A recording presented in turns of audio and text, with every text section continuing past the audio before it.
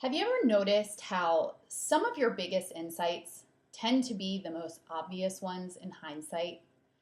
I had a moment like that today and I wanted to share it with you because I think there's an incredible lesson in looking at the obvious for some of our toughest questions.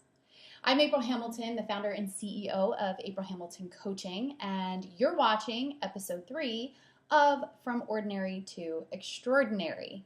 Now, the reason I wanted to talk to you about this is sometimes, actually, not even sometimes, all the time, we all have blind spots. No matter how qualified you are, no matter how long you have studied a particular topic, no matter how great you are at any given skill or activity, the thing is there's always room for improvement and we always have blind spots. One of the things I wanted to share with you today is a blind spot that I discovered after weeks, actually potentially months of thinking about it and plotting and strategizing. And it all started with this desire to move from a corporate 9-to-5 job into becoming an entrepreneur.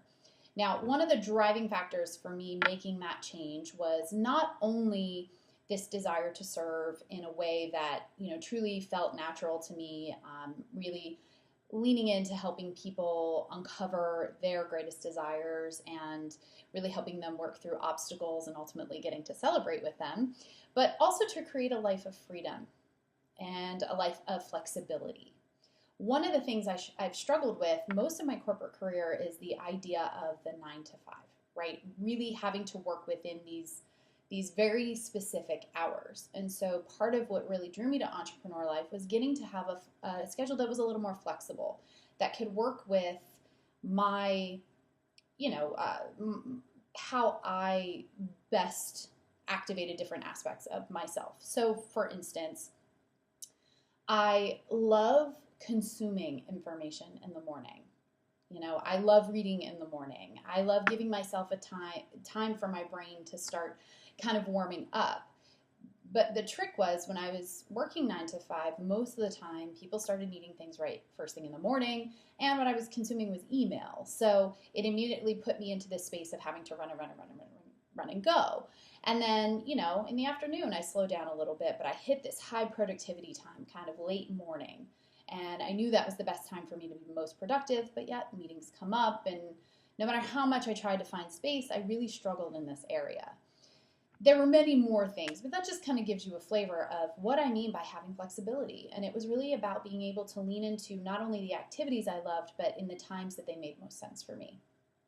So the thing is, when I was plotting and planning what entrepreneurship was going to look like for me in terms of working from home, I, of course, did my due diligence and my research to understand what was that going to start to look like. Because the last thing I wanted was to make the leap and then find that I had 7 days of the week where I could do anything I wanted because I'm now the boss. I get to decide what gets done when, what the deadlines are, who I meet with at any given time. And so, I spent a lot of time thinking about how did I want to structure my days? How do I want to, what processes and systems do I want to use? Because it was all fair game. And it was a chance to reinvent. And that really excited me. I think that was another piece of that freedom and flexibility, was just like that reinvention of I can make this ideal from day one. So you can see I get very excited about it.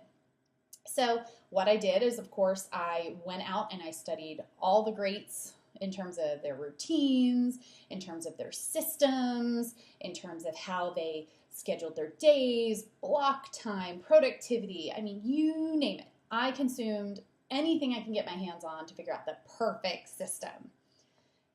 Here's what I realized.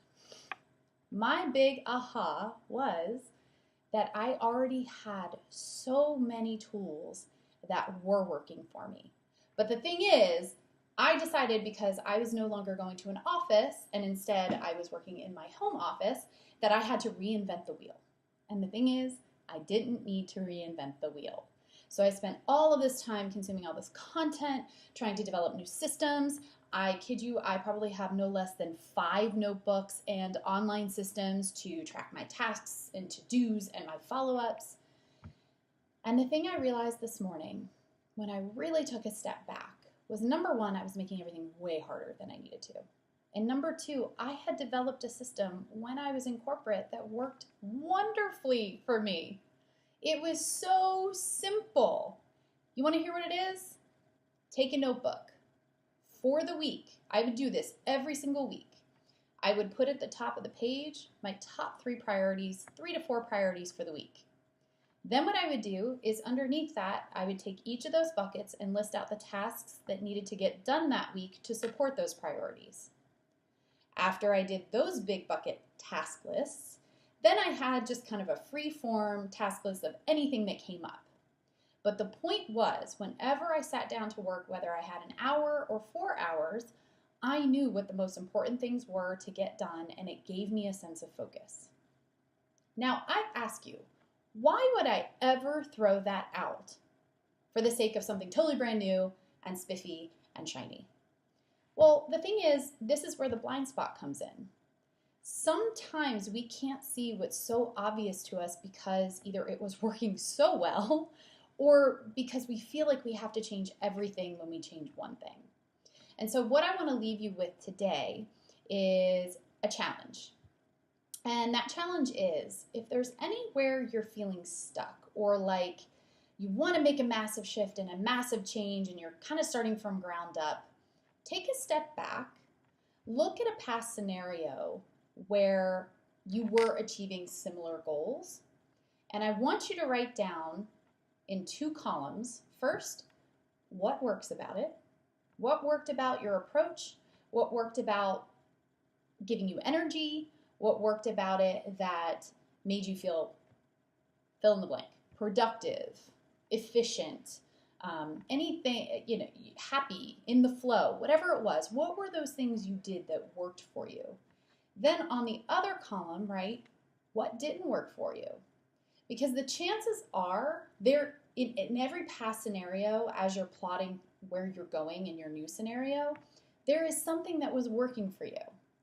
Hold on to those things. Don't let them go like I did. Don't make the mistake I did. Look at what worked and keep doing those things.